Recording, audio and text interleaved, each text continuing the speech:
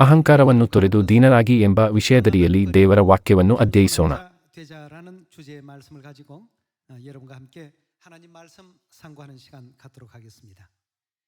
ಸತ್ಯವೇದದ ಬೋಧನೆಗಳ ಪ್ರಕಾರ ನಾವು ಪರಲೋಕದಲ್ಲಿ ಪಾಪ ಮಾಡಿ ಈ ಭೂಮಿಗೆ ದೊಬ್ಬಲ್ಪಟ್ಟ ದೇವದೂತರಾಗಿದ್ದೇವೆ ಎಂದು ತಿಳಿದುಕೊಳ್ಳಬಹುದು.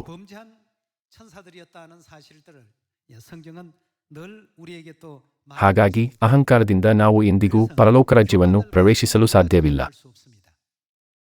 ಉದಯ ನಕ್ಷತ್ರವಾದ ಬೆಳ್ಳಿಯು ಅಹಂಕಾರ ಮತ್ತು ಗರ್ವದಿಂದಾಗಿ ಪರಲೋಕ ರಾಜ್ಯದಿಂದ ದೊಬ್ಬಲ್ಪಟ್ಟನು.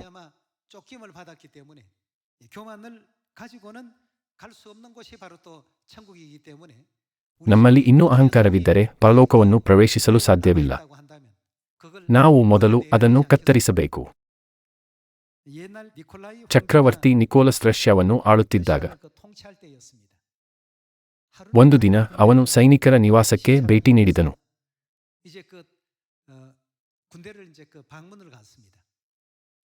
ತನ್ನ ಕಾರ್ಯವನ್ನು ಮುಗಿಸಿದ ನಂತರ ಅವರು ಅಲ್ಲಿಯೇ ಉಳಿದುಕೊಳ್ಳಬೇಕಾದ ಪರಿಸ್ಥಿತಿ ಬಂತು.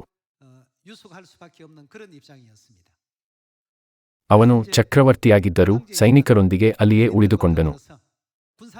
ಅವನು ಸೈನಿಕರದ್ದಕ್ಕಿಂತ ಉತ್ತಮವಾದ ಡೇರೆಯಲ್ಲಿ ಮಲಗಿದರೂ ಅವರಂತೆಯೇ ರಾತ್ರಿಯನ್ನು ಕಳೆದನು.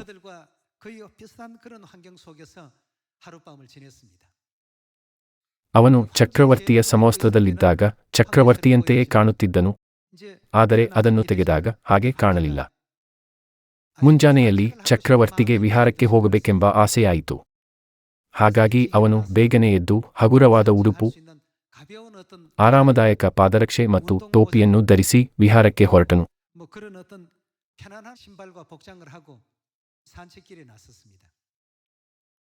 ಅವನು ಸೈನಿಕರ ನಿವಾಸದಿಂದ ಸ್ವಲ್ಪ ದೂರ ಅತ್ತಿತ್ತ ಓಡಾಡಿದನು. ಸ್ವಲ್ಪ ಹೊತ್ತು ನಡೆದ ನಂತರ ಅವನು ಸೈನಿಕರ ನಿವಾಸಕ್ಕೆ ಹಿಂತಿರುಗಿದನು. ಹಿಂತಿರುಗುವಾಗ ಅವನು ಒಂದು ಕವಲುದಾರಿಗೆ ಬಂದು ನಿಂತನು. ಸೈನಿಕರ ನಿವಾಸಕ್ಕೆ ಹಿಂತಿರುಗಲು ಯಾವ ದಾರಿಯಲ್ಲಿ ಹೋಗಬೇಕೆಂದು ಅವನಿಗೆ ತಿಳಿಯಲಿಲ್ಲ. ಆಗ ಬಂಡೆಯ ಮೇಲೆ ಒಂದು ಕಾಲನ್ನಿಟ್ಟು ಸೊಕ್ಕಿನಿಂದ ನಿಂತಿದ್ದ ಒಬ್ಬ ಸೈನಿಕನನ್ನು ಕಂಡನು.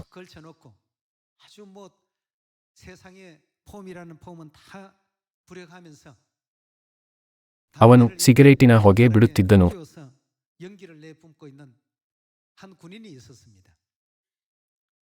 ಚಕ್ರವರ್ತಿ ಅವನ ಹತ್ತಿರ ಹೋದನು. ತಾನು ಯಾರೆಂದು ಮರೆಮಾಚಿ ಸೈನಿಕನನ್ನು ವಿನಯದಿಂದ, ನಾನು ದಾರಿ ತಪ್ಪಿದ್ದೇನೆ, ಸೈನಿಕರ ನಿವಾಸಕ್ಕೆ ಹೋಗುವ ದಾರಿ ಯಾವುದೆಂದು ತಿಳಿದಿಲ್ಲ, ದಯವಿಟ್ಟು ಅದು ಈ ಕಡೆಯೇ ಅಥವಾ ಆ ಕಡೆಯೇ ಎಂದು ತಿಳಿಸುವಿರಾ ಎಂದು ಕೇಳಿದನು. ಆಗ ಸೈನಿಕನು ಬಹಳ ಅಹಂಕಾರದಿಂದ ಹೊಗೆಯನ್ನು ಊದುತ್ತಾ, ಈ ದಾರಿಯಲ್ಲಿ ಹೋಗಿ ನೋಡು, ಅದು ನಿನ್ನನ್ನು ಸೈನಿಕರ ನಿವಾಸಕ್ಕೆ ಕರೆದೊಯ್ಯಬಹುದು ಎಂದನು. ಅವನು ಬಹಳ ಒರಟಾಗಿ ಮಾತನಾಡಿದನು.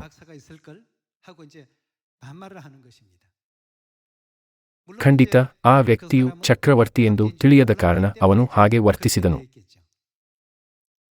ಅವನ ಮಾತನ್ನು ಕೇಳಿ ಚಕ್ರವರ್ತಿಯು ಆ ದಿಕ್ಕಿನಲ್ಲಿ ಒಂದೆರಡು ಹೆಜ್ಜೆ ಓಡಿದನು. ಆಗ ಆ ಅಹಂಕಾರಿ ಸೈನಿಕನ ವರ್ತನೆ ಅವನಿಗೆ ವಿನೋದವೆನಿಸಿತು. ಹಾಗಾಗಿ ಚಕ್ರವರ್ತಿಯು ಹಿಂತಿರುಗಿ ಬಂದು, ನಿನ್ನ ಹುದ್ದೆ ಏನು ಎಂದು ಕೇಳಿದನು.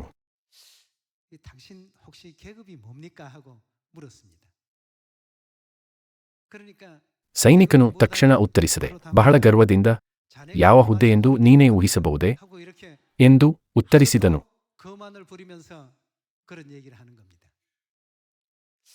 ಅವನ ಅಹಂಕಾರದ ವರ್ತನೆಗೆ ಚಕ್ರವರ್ತಿ ತಕ್ಷಣ ಶಿಕ್ಷಿಸಬಹುದಾದರೂ ಅವನು ಇನ್ನೆಷ್ಟು ಗರ್ವಪಡುವನೆಂದು ನೋಡಲು ಬಯಸಿದನು.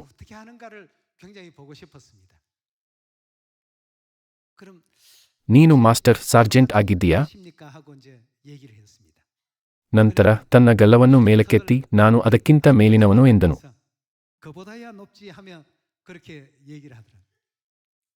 ನೀನು ಎರಡನೇ ಲೆಫ್ಟಿನೆಂಟ್ ಆಗಿದ್ದೀಯಾ? ನಾನು ಅದಕ್ಕಿಂತ ಹೆಚ್ಚು ಉನ್ನತನು. ನೀನು ಮೊದಲ ಲೆಫ್ಟಿನೆಂಟ್ ಆಗಿದ್ದೀಯಾ? ಅದಕ್ಕಿಂತ ಮೇಲಿನವನು. ಹಾಗಾದರೆ ನೀನು ಸೇನಾಧಿಪತಿಯೇ? ಅದು ಸರಿ, ನಾನು ಸೇನಾಧಿಪತಿ. ಚಕ್ರವರ್ತಿಯ ದೃಷ್ಟಿಗೆ ಅವನು ಎಂತಹ ದೃಶ್ಯವಾಗಿದ್ದನು. ಚಕ್ರವರ್ತಿ, ನನ್ನ ಹುದ್ದೆ ಏನೆಂದು ನಿನಗೆ ತಿಳಿದಿದೆಯೇ ಎಂದು ಕೇಳಿದನು. ನಿನ್ನ ಹುದ್ದೆ ಏನೆಂದು ನನಗೆ ಹೇಗೆ ತಿಳಿಯುತ್ತದೆ? ನೀನೇನು ಸೈನಿಕನ? ಅದಕ್ಕಿಂತ ಸ್ವಲ್ಪ ಮೇಲಿನವನು. ಹಾಗಾದರೆ ನೀನು ಸಿಬ್ಬಂದಿ ಸಾರ್ಜೆಂಟ್ ಇರಬೇಕು. ಅದಕ್ಕಿಂತ ಸ್ವಲ್ಪ ಮೇಲಿನವನು. ನೀವು 2ನೇ ಲೆಫ್ಟಿನೆಂಟ್ ಆಗಿದ್ದೀರಾ? ನಾನು ಅದಕ್ಕಿಂತ ಸ್ವಲ್ಪ ಮೇಲಿದ್ದೇನೆ. ಆ ಕ್ಷಣದಿಂದ ಅವನು ಸ್ವಲ್ಪ ಹೆಚ್ಚು ಸಭ್ಯನಾಗಿ ಮಾತನಾಡಲು ಪ್ರಾರಂಭಿಸಿದನು. ಹಾಗಾದರೆ ನೀವು ಮೊದಲ ಲೆಫ್ಟಿನೆಂಟ್ ಆಗಿದ್ದೀರಾ? ನಾನು ಅದಕ್ಕಿಂತ ಮೇಲಿದ್ದೇನೆ. ಓಂ, ಹಾಗಾದರೆ ನೀವು ನನ್ನ ಹಾಗೆ ಒಬ್ಬ ಸೇನಾಧಿಪತಿ ಆಗಿರಬೇಕು. ನಾನು ಅದಕ್ಕಿಂತ ಬಹಳ ಮೇಲಿದ್ದೇನೆ. ಆಗ ಅವನು ಬೆವರಲು ಪ್ರಾರಂಭಿಸಿದನು, ಕೈಗಳು ನಡುಗಿತು ಮತ್ತು ಅವನ ತುಟಿಗಳು ಬಿಳಿಚಿಕೊಂಡವು. ಭೂಮಿಯ ಮೇಲೆ ತಮ್ಮ ಹುದ್ದೆಯೇನು? ಮೊದಲು ಅಸಭ್ಯವಾಗಿ ಮಾತನಾಡುತ್ತಿದ್ದನು, ಆದರೆ ದಯವಿಟ್ಟು ಹೇಳಿ ಎಂದು ನಯವಾಗಿ ಕೇಳಲಾರಂಭಿಸಿದನು. ನಾನು ರಷ್ಯಾದ ಚಕ್ರವರ್ತಿ ನಿಕೋಲಸ್. ತಕ್ಷಣವೇ ಅಡ್ಡಬಿದ್ದು, ಓ ನನ್ನ ಸ್ವಾಮಿ, ದಯವಿಟ್ಟು ನನ್ನನ್ನು ಕ್ಷಮಿಸಿ ಎಂದು ಹೇಳಿದನು. ಸೇನಾಧಿಪತಿ ಚಕ್ರವರ್ತಿ ಎದುರು ಅಹಂಕಾರದಿಂದ ವರ್ತಿಸಿ ಅವನ ಮುಂದೆ ಹೊಗೆಯನ್ನು ಊದಿದನು. ಚಕ್ರವರ್ತಿ ಸೌಜನ್ಯದಿಂದ ಮಾತನಾಡಿದರೂ ಅವನು ಒರಟಾಗಿ ನುಡಿದನು. ಅವನಿಗೆ ಮರಣದಂಡನೆ ವಿಧಿಸಲಾಗಿದ್ದರೂ ಅವನಿಗೆ ಹೇಳಲು ಏನೂ ಇರುತ್ತಿರಲಿಲ್ಲ. ಅವನು ಚಕ್ರವರ್ತಿಯ ಮುಂದೆ ಪದೇ ಪದೇ ತಲೆಬಾಗಿ ಕ್ಷಮೆಯಾಚಿಸಿದನು. ಆಗ ಚಕ್ರವರ್ತಿ ಅವನನ್ನು ಎಬ್ಬಿಸಿ, ದೇವರ ದೃಷ್ಟಿಯಲ್ಲಿ ನಾವಿಬ್ಬರೂ ಒಂದೇ ಶ್ರೇಣಿಯಲ್ಲಿದ್ದೇವೆ ಎಂದು ಹೇಳಿದನು. ಚಕ್ರವರ್ತಿಯಾಗಲಿ ಅಥವಾ ಸೇನಾಧಿಪತಿಯಾಗಲಿ, ನಾವೆಲ್ಲರೂ ದೇವರ ಮುಂದೆ ಒಂದೇ ಆಗಿದ್ದೇವೆ. ಆದರೆ ಇನ್ನು ಮುಂದೆ ಯಾರ ಮುಂದೆಯೂ ಅಹಂಕಾರ ತೋರದೆ ದೀನತೆಯಿಂದ ಜೀವಿಸು. ನಾವು ಹೀಗೆ ಜೀವಿಸಬೇಕೆಂದು ದೇವರು ಬಯಸುತ್ತಾರೆ. ಇನ್ನು ಮುಂದೆ ಆ ರೀತಿ ಜೀವಿಸುವಿರಾ? ಚಕ್ರವರ್ತಿ ಅವನನ್ನು ಹಿತನುಡಿಗಳಿಂದ ಪ್ರೋತ್ಸಾಹಿಸಿದನು. ನಾನು ನಿಮಗೆ ಈ ಕಥೆಯನ್ನು ಹೇಳಲು ಕಾರಣವು ಅಹಂಕಾರವು ಭಯಾನಕ ಫಲಿತಾಂಶವನ್ನು ತರುತ್ತದೆ ಎಂದು ನೀವು ತಿಳಿದುಕೊಳ್ಳಬೇಕೆಂದು ನಾನು ಬಯಸುತ್ತೇನೆ. ಈ ಕಥೆಯ ಮೂಲಕ ನೀವು ಅದನ್ನು ಸುಲಭವಾಗಿ ಅರ್ಥಮಾಡಿಕೊಳ್ಳಬಹುದು. ಸದಸ್ಯರೇ, ಅವನ ಅಹಂಕಾರದ ಬಗ್ಗೆ ಯೋಚಿಸೋಣ. ಅವನು ಸೇನಾಧಿಪತಿಯಾಗಿದ್ದನು, ಹಾಗಾಗಿ ಅವನು ಬೇರೆಯವರು ತನಗಿಂತ ಕೆಳಗಿನವರು ಎಂದು ಅವನು ಭಾವಿಸಿದನು. ಅವನ ಕೆಳಗೆ ಅನೇಕ ಸಿಬ್ಬಂದಿ ಸಾರ್ಜೆಂಟ್ಗಳು, ಮೊದಲನೆಯ ಸಾರ್ಜೆಂಟ್ ಅಥವಾ ಮಾಸ್ಟರ್ ಸಾರ್ಜೆಂಟ್ಗಳು ಇದ್ದರು. 2ನೇ ಲೆಫ್ಟಿನೆಂಟ್ ಅಥವಾ ಮೊದಲ ಲೆಫ್ಟಿನೆಂಟ್ ಸಹ ಸೈನಿಕರ ನಿವಾಸದಲ್ಲಿ ಕಡಿಮೆ ಇದ್ದರು. ಹಾಗಾಗಿ ಅವನು ಉನ್ನತ ಶ್ರೇಣಿಯ ಅಧಿಕಾರಿಯಾಗಿದ್ದನು ಮತ್ತು ಅವನನ್ನು ಚೆನ್ನಾಗಿ ನೋಡಿಕೊಳ್ಳುತ್ತಿದ್ದರು. ಸಾಮಾನ್ಯವಾಗಿ ಅವನು ಇತರರನ್ನು ಕೀಳಾಗಿ ನೋಡುತ್ತಿದ್ದನು ಮತ್ತು ಚಕ್ರವರ್ತಿಯ ಮುಂದೆಯೂ ಅದೇ ರೀತಿ ವರ್ತಿಸಿದನು. ನಾವು ನಂಬಿಕೆಯ ಹಾದಿಯಲ್ಲಿ ನಡೆಯುವಾಗ ನಮ್ಮಲ್ಲಿ ಸ್ವಲ್ಪ ಅಹಂಕಾರವಿದ್ದರೂ ಈ ಸಣ್ಣ ಕ್ಯಾನ್ಸರ್ ಕೋಶವನ್ನು ಹಾಗೆಯೇ ಬಿಟ್ಟರೆ ದೊಡ್ಡದಾಗಿ ಬೆಳೆಯುತ್ತದೆ.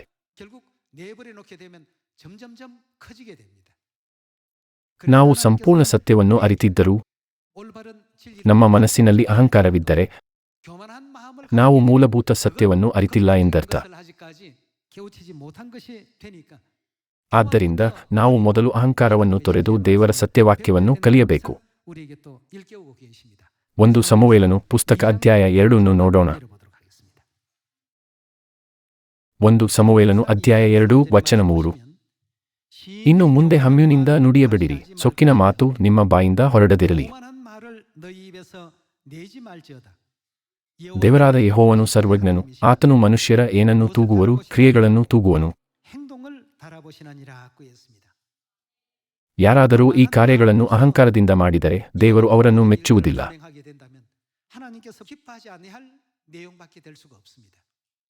ಅಂತಹ ಮನಸ್ಥಿತಿಯನ್ನು ದೇವರು ಏಕೆ ದ್ವೇಷಿಸುತ್ತಾರೆಂದು ನಾವು ಹೃದಯದಲ್ಲಿ ಕೆತ್ತಿಕೊಳ್ಳಬೇಕು. 1 ಸಮುವೇಲನು ಅಧ್ಯಾಯ 2 ದೇವರು ಇನ್ನು ಮುಂದೆ ಹಮ್ಯೂನಿಂದ ನುಡಿಯಬೇಡಿರಿ, ಸೊಕ್ಕಿನ ಮಾತು ನಿಮ್ಮ ಬಾಯಿಂದ ಹೊರಡದಿರಲಿ. ದೇವರಾದ ಯೆಹೋವನು ಸರ್ವಜ್ಞನು, ಆತನು ಮನುಷ್ಯರ ಕ್ರಿಯೆಗಳನ್ನು ತೂಗುವನು ಎಂದು ಹೇಳುತ್ತಾರೆ. ದೇವರು ಎಲ್ಲದಕ್ಕಿಂತ ಹೆಚ್ಚಾಗಿ ನಮ್ಮ ಕ್ರಿಯೆಗಳನ್ನು ತೂಗುವರು.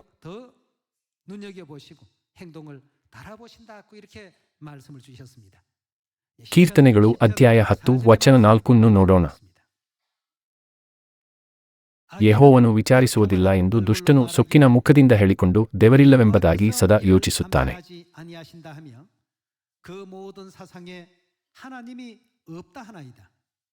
ಅವನ ಪ್ರಯತ್ನಗಳು ಯಾವಾಗಲೂ ಕೆಗುಡುತ್ತವೆ. ನಿನ್ನ ನ್ಯಾಯತೀರ್ಪು ಮಹೋನ್ನತವಾಗಿರುವುದರಿಂದ ಅವನ ಗ್ರಹಿಕೆಗೆ ಬರುವುದಿಲ್ಲ. ಬೆರಿಗಳ ಗುಂಪನ್ನಾದರೋ ತಾತ್ಸಾರ ಮಾಡುತ್ತಾನೆ.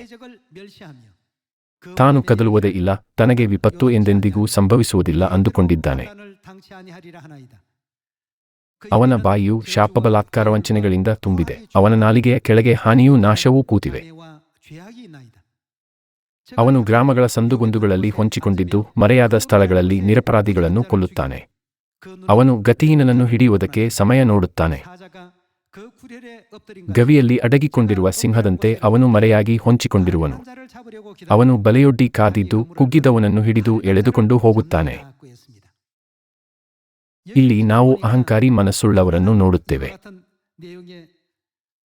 ನಮ್ಮ ದೇವರು ಅಂತಹ ದುರಹಂಕಾರಿಗಳ ವಿರುದ್ಧ ಕಟ್ಟುನಿಟ್ಟಾಗಿ ಎಚ್ಚರಿಸುತ್ತಿದ್ದಾರೆ.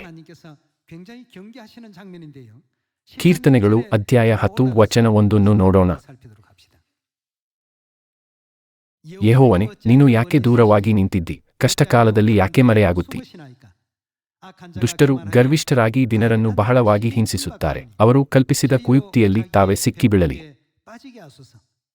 ದುಷ್ಟನು ತನ್ನ ಮನೋರಥವು ನೆರವೇರಿತೆಂದು ಕೊಚ್ಚಿಕೊಳ್ಳುತ್ತಾನೆ. ಪರಸೊತ್ತನ್ನು ಅಪಹರಿಸಿದವನು ಯೆಹೋವನನ್ನು ಅಲ್ಲಗಳೆದು ಬಿಟ್ಟು ಬಿಡುತ್ತಾನೆ. ದೇವರಿಗೆ ದ್ರೋಹ ಮಾಡಿ ಅವರನ್ನು ತಿರಸ್ಕರಿಸುವವರಿದ್ದಾರೆ. ಅವರ ದುಷ್ಟತನವು ಅಹಂಕಾರದಿಂದಲೇ ಆರಂಭವಾಗುತ್ತದೆ. ಅಹಂಕಾರದಿಂದಲೇ ಅವರು ದೇವರ ವಿರುದ್ಧ ದ್ರೋಹ ಮಾಡುತ್ತಾರೆ. ಅಹಂಕಾರದಿಂದಲೇ ಅವರು ದೇವರಿಗೆ ದ್ರೋಹ ಮಾಡುತ್ತಾರೆ. ಅಹಂಕಾರದಿಂದಲೇ ಅವರು ದೇವರ ವಿರುದ್ಧ ನಿಲ್ಲುತ್ತಾರೆ. ಸೇನಾಧಿಪತಿಯ ಬಿರುದು ಚಕ್ರವರ್ತಿ ನಿಕೋಲಸ್ನ ಮುಂದೆ ಏನೂ ಅಲ್ಲವಾಗಿತ್ತು.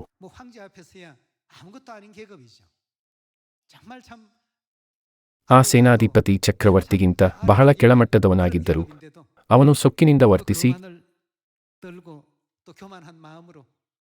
ಅಹಂಕಾರದಿಂದ ಒರಟಾಗಿ ಮಾತನಾಡಿದನು ಮತ್ತು ತಾನೇ ಅತ್ಯುನ್ನತ ಅಧಿಕಾರಿ ಎಂಬಂತೆ ಚಕ್ರವರ್ತಿಯನ್ನು ಕೆಟ್ಟದಾಗಿ ನಡೆಸಿಕೊಂಡನು. ತನಗಿಂತ ಉನ್ನತ ಸ್ಥಾನದಲ್ಲಿದ್ದ ವ್ಯಕ್ತಿಯ ಮುಂದೆ ಅವನು ಮರಣದಂಡನೆಗೆ ಅರ್ಹವಾಗುವಂತಹ ಅವಮಾನಕಾರಿ ಕೃತ್ಯವನ್ನು ಮಾಡುತ್ತಿದ್ದನು. ಇಂದು ನಾವು ನಮ್ಮನ್ನು ಮತ್ತೊಮ್ಮೆ ಪರೀಕ್ಷಿಸಿಕೊಳ್ಳೋಣ. ನಮ್ಮ ದಿನನಿತ್ಯ ಜೀವನದಲ್ಲಿ ನಮ್ಮ ದೇಹದಲ್ಲಿ ಕ್ಯಾನ್ಸರ್ ಬೆಳೆಯುತ್ತಿರುವುದನ್ನು ನಾವು ಗುರುತಿಸದೇ ಇರಬಹುದು. ಅಹಂಕಾರವು ಸಹ ನಮಗೆ ತಿಳಿಯದಂತೆ ನಮ್ಮ ಹೃದಯದ ಕೇಂದ್ರದಲ್ಲಿ ನೆಲೆಗೊಳ್ಳಬಹುದು. ಹಾಗಾಗಿ ನಾವು ಎಚ್ಚರವಾಗಿರಬೇಕು.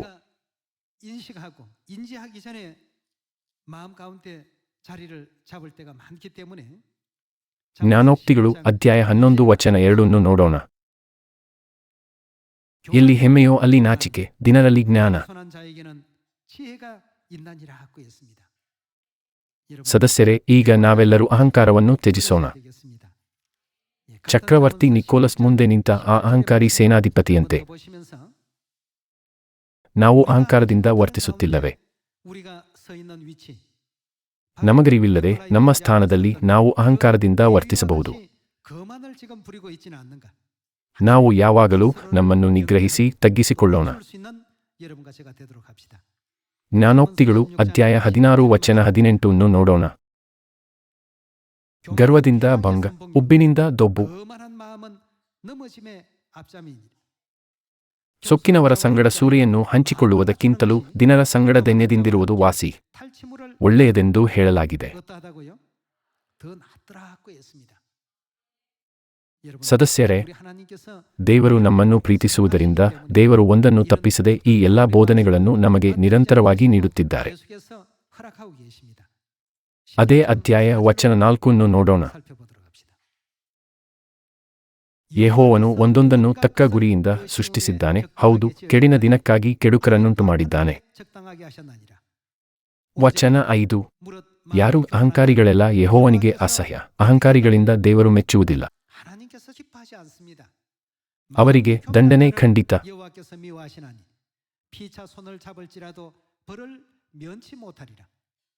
ಕೃಪಾಸತ್ಯತೆಗಳಿಂದ ಪಾಪ ನಿವಾರಣೆ, ಯೆಹೋವನ ಭಯಭಕ್ತಿಯಿಂದ ಹಾನಿ ನಿವಾರಣೆ. ಯೆಹೋವನು ಒಬ್ಬನ ನಡತೆಗೆ ಮೆಚ್ಚಿದರೆ ಅವನ ಶತ್ರುಗಳನ್ನು ವ್ಯುತ್ರರನ್ನಾಗಿ ಮಾಡುವನು. ಸದಸ್ಯರೇ, ಜ್ಞಾನೋಕ್ತಿಗಳು, ಕೀರ್ತನೆಗಳು ಮತ್ತು 1 ಸಮುವೇಲದಲ್ಲಿರುವ ಈ ಎಲ್ಲಾ ಮಾತುಗಳು ನಾವು ಅಹಂಕಾರಿಗಳಾಗಿರಬಾರದೆಂದು ನಮಗೆ ಬೋಧಿಸುತ್ತವೆ.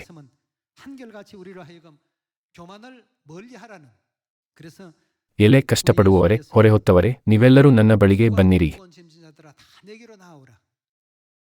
ನಾನು ಸಾತ್ವಿಕನೂ ದಿನಮನಸ್ಸುಳ್ಳವನೂ ಆಗಿರುವುದರಿಂದ. ನಮ್ಮ ದೇವರು ಸಾತ್ವಿಕರು, ಹಾಗಾಗಿ ಅವರು ಯೆರೂಸಲೇಮನ್ನು ಪ್ರವೇಶಿಸಿದಾಗ ಅವರು ಕತ್ತೆಯ ಮರಿಯ ಮೇಲೆ ಸವಾರಿ ಮಾಡಿದರು. ಅವರು ರಾಜನಾಗಿ ಬಂದಿದ್ದರಿಂದ ದೊಡ್ಡ ಕತ್ತೆಯ ಮೇಲೆ ಸವಾರಿ ಮಾಡುತ್ತಾ ಯೆರೂಸಲೇಮನ್ನು ಪ್ರವೇಶಿಸಬಹುದಾಗಿತ್ತು. ಎಷ್ಟಾದರೂ ಅವರು ಒಂದು ಚಿಕ್ಕ ಕತ್ತೆಮರಿಯ ಮೇಲೆ ಸವಾರಿ ಮಾಡಿ ತಮ್ಮ ಮನೋಭಾವ, ಸ್ಥಾನ ಮತ್ತು ಎಲ್ಲವನ್ನೂ ತಗ್ಗಿಸಿಕೊಂಡರು. ಅಂತಹ ದೀನ ಮನಸ್ಸಿನಿಂದ ಮನುಕುಲವನ್ನು ನೋಡಿಕೊಂಡರು. ಈ ಎಲ್ಲ ದೃಶ್ಯಗಳು ಜೆಕರ್ಯನ ಪುಸ್ತಕ ಮತ್ತು 4 ಸುವಾರ್ತೆಗಳಲ್ಲಿ ಕಂಡುಬರುತ್ತವೆ. ಈ ಎಲ್ಲಾ ವಾಕ್ಯಗಳು ಸತ್ಯವಾಗಿವೆ. ಈ ಎಲ್ಲಾ ವಿಷಯಗಳು ಕೇವಲ ನಿರ್ಲಕ್ಷಿಸಬಹುದಾದ ಪಾಠಗಳಲ್ಲ, ಬದಲಾಗಿ ಪರಿಪೂರ್ಣ ಸತ್ಯದ ವಾಕ್ಯಗಳಾಗಿವೆ. ತಂದೆ ಮತ್ತು ತಾಯಿಯ ಕೃಪೆಯಿಂದ ನಾವೆಲ್ಲರೂ ಹೊಸ ಒಡಂಬಡಿಕೆಯ ಸತ್ಯವನ್ನು ಸ್ವೀಕರಿಸಿ ಆಶೀರ್ವದಿಸಲ್ಪಟ್ಟ ಜೀವನವನ್ನು ನಡೆಸುತ್ತಿದ್ದೇವೆ. ನಮ್ಮಲ್ಲಿರುವ ಅಹಂಕಾರ ಮತ್ತು ಗರ್ವವನ್ನು ತೆಗೆದುಹಾಕಲು ನಾವು ದೀನ ಮನಸ್ಸನ್ನು ಹೊಂದಬೇಕು.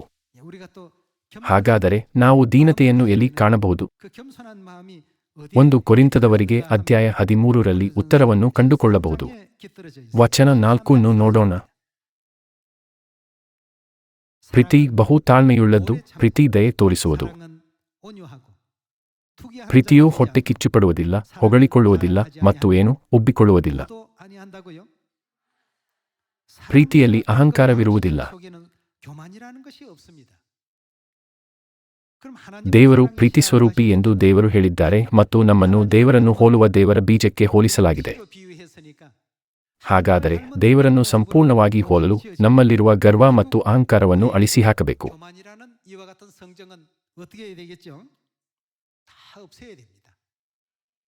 ಆಗ ನಾವು ಪರಲೋಕಕ್ಕೆ ಹೋಗಬಹುದು ಅಲ್ಲವೇ?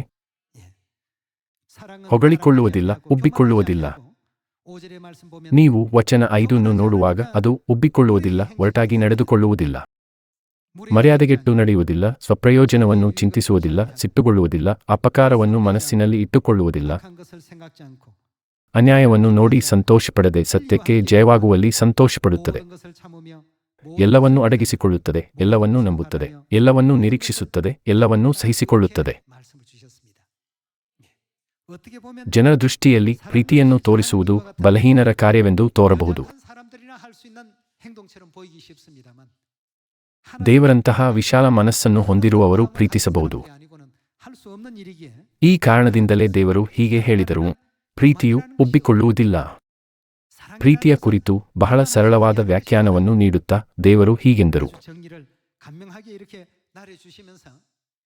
ದೇವರು ಪ್ರೀತಿ ಸ್ವರೂಪಿ.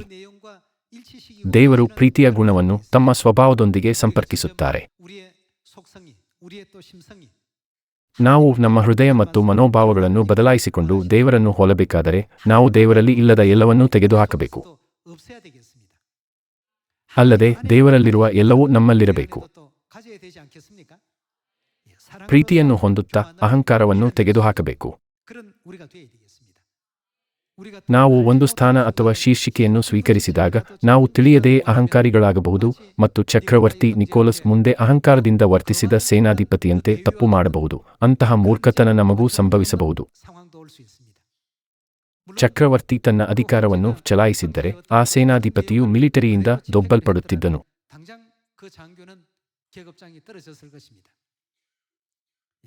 ನಾವು ಇಂದು ಕಲಿಯುತ್ತಿರುವುದು ಕೇವಲ ನಮಗೆ ಏನನ್ನೋ ಕಲಿಸುವ ಉತ್ತಮ ಮಾತುಗಳಲ್ಲ.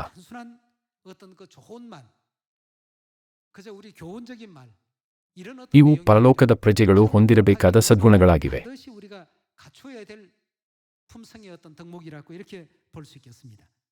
ಯಾಕೋಬನು ಅಧ್ಯಾಯ 4ರಲ್ಲಿ ಇನ್ನೊಂದು ವಚನ ನೋಡೋಣ. ಯಾಕೋಬನು ಅಧ್ಯಾಯ 4 ವಚನ 5. ದೇವರು ನಮ್ಮಲ್ಲಿ ಇರಿಸಿರುವ ಪವಿತ್ರಾತ್ಮನು ಅಭಿಮಾನತಾಪದಿಂದ ನಮಗೋಸ್ಕರ ಹಂಬಲಿಸುತ್ತಾನೆ ಎಂಬ ಶಾಸ್ತ್ರೋಕ್ತಿ ಬರೀ ಮಾತೆಂದು ಭಾವಿಸುತ್ತಿರೋ? ಆತನು ನಮ್ಮ ಮೇಲೆ ಅತಿಶಯವಾದ ಕೃಪೆಯನ್ನು ಇಡುತ್ತಾನೆ. ಆದುದರಿಂದ ದೇವರು ಯಾರನ್ನೂ ಅಹಂಕಾರಿಗಳನ್ನು ಎದುರಿಸುತ್ತಾನೆ, ದಿನರಿಗಾದರೂ ಏನನ್ನು ಅನುಗ್ರಹಿಸುತ್ತಾರೆ, ಕೃಪೆಯನ್ನು ಅನುಗ್ರಹಿಸುತ್ತಾನೆ ಎಂದು ಶಾಸ್ತ್ರವು ಹೇಳುತ್ತದೆ. ಹೀಗಿರಲಾಗಿ ದೇವರಿಗೆ ಒಳಗಾಗಿರಿ, ಸೈತಾನನನ್ನು ಎದುರಿಸಿರಿ, ಅವನು ನಿಮ್ಮನ್ನು ಬಿಟ್ಟು ಓಡಿ ಹೋಗುವನು. ದೇವರ ಸಮೀಪಕ್ಕೆ ಬನ್ನಿರಿ, ಆಗ ಆತನು ನಿಮ್ಮ ಸಮೀಪಕ್ಕೆ ಬರುವನು. ದೇವರು ಇಲ್ಲಿಯೂ ಅದೇ ವಿಷಯವನ್ನು ಹೇಳಿದ್ದಾರೆ. ನಮ್ಮ ದೇವರು ಅಹಂಕಾರಿಗಳನ್ನು ಎದುರಿಸಿ ದೀನರಿಗೆ ಕೃಪೆಯನ್ನು ಅನುಗ್ರಹಿಸುತ್ತಾರೆ. ಹಳೆ ಹಾಗೂ ಹೊಸ ಒಡಂಬಡಿಕೆಯ ವಾಕ್ಯಗಳು ಕೇವಲ ಉತ್ತಮ ಸಂದೇಶ ಅಥವಾ ನೀತಿ ಬೋಧನೆಗಳಲ್ಲ.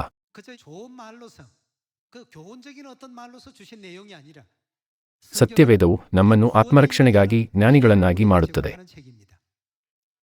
ಇವು ನಮ್ಮ ಆತ್ಮರಕ್ಷಣೆಗಾಗಿರುವ ಪರಿಪೂರ್ಣವಾದ ದೇವರ ವಾಕ್ಯಗಳು ಅಲ್ಲವೇ? ಹಾಗಾದರೆ ಇಂದಿನಿಂದ ನಮ್ಮ ಜೀವನದಲ್ಲಿ ತಿಳಿಯದೆ ಅಹಂಕಾರ ಪಟ್ಟಿದ್ದೇವೆಯೇ ಎಂದು ನಮ್ಮನ್ನು ಪರೀಕ್ಷಿಸಿಕೊಳ್ಳೋಣ. ಅಹಂಕಾರವು ನಮ್ಮಲ್ಲಿ ಕ್ಯಾನ್ಸರ್ನಂತೆ ಬೆಳೆಯುತ್ತಿದೆಯೇ ಎಂದು ಹಿಂತಿರುಗಿ ನೋಡೋಣ. ನಾವು ಎಲ್ಲವನ್ನೂ ದೀನತೆಯಿಂದ ಮಾಡಿದಾಗ ಸುವಾರ್ತೆ ಕೆಲಸವೂ ಚೆನ್ನಾಗಿ ನಡೆಯುತ್ತದೆ. ದೀನತೆಯಿಂದ ಇರುವುದು ದೇವರ ಚಿತ್ತವಾಗಿದೆ. ನಾವು ದೇವರ ಚಿತ್ತವನ್ನು ಅಭ್ಯಾಸಿಸಿದಾಗ ಎಲ್ಲವೂ ಚೆನ್ನಾಗಿ ನಡೆದು ಸಮೃದ್ಧಿಯಾಗುತ್ತದೆ. ಸುವಾರ್ತಾ ಕಾರ್ಯ ಮಾತ್ರವಲ್ಲ, ನೀವು ಮಾಡುವ ದೊಡ್ಡ ಅಥವಾ ಚಿಕ್ಕ ಪ್ರತಿಯೊಂದು ಕಾರ್ಯವೂ ಸುಗಮವಾಗಿ ಸಾಗಿ ದೇವರ ಪವಿತ್ರಾತ್ಮನ ಆಶೀರ್ವಾದವು ಯಾವಾಗಲೂ ನಿಮ್ಮೊಂದಿಗಿರುತ್ತದೆ.